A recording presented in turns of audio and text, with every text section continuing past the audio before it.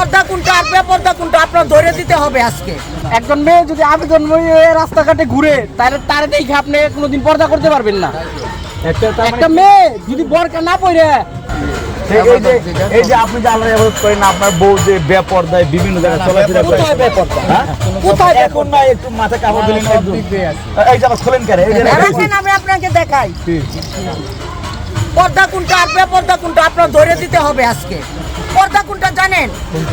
পর্দা হচ্ছে দুটা চোখে আর আপনার মনে। আপনি একটা মেয়ে দেখলে যদি ভাবেন সে আমার মায়ের মতো, ওখানে হচ্ছে পর্দা। আর একটা মেয়ে দেখলে যদি ভাবেন তারে নিয়ে একটু হাত ধরে ঘুরতে পারলে, এক রাত্র শুইতে পারলে শান্তি, ওখানে কোনো পর্দা নাই। শুনেন, আমি ওসব মানি না। একজন মেয়ে যদি আবেদন রাস্তাঘাটে ঘুরে তাহলে তার দেখে আপনি কোনোদিন পর্দা করতে পারবেন না। একটা মেয়ে যদি বোরকা না পরে, একটা মেয়ে যদি ওয়েস্টার্ন করে আসেন, ঘুরে, আমি তো চাইই আমাকে এই প্রশ্নগুলো করেন।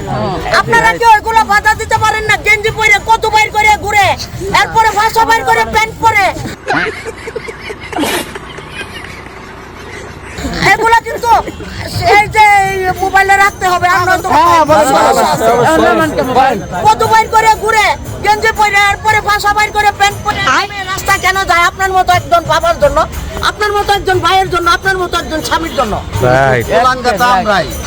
কারণ একটা মেয়ে শর্ট একটা জামা পরে যদি দেখায়, দেখো তো বাবা কেমন লাগছে, ওখানে তারে চটায় একটা থাপ্পড় দিয়ে প্রথম দিনে বললে। আপনি কি জীবনে যখন আপনি ইয়ং ছিলেন, সুন্দর ছিলেন, তখন কি গেঞ্জি পরে ঘোরেন নাই? আমি ওইভাবে গেঞ্জি পরে কখনো ঘুরি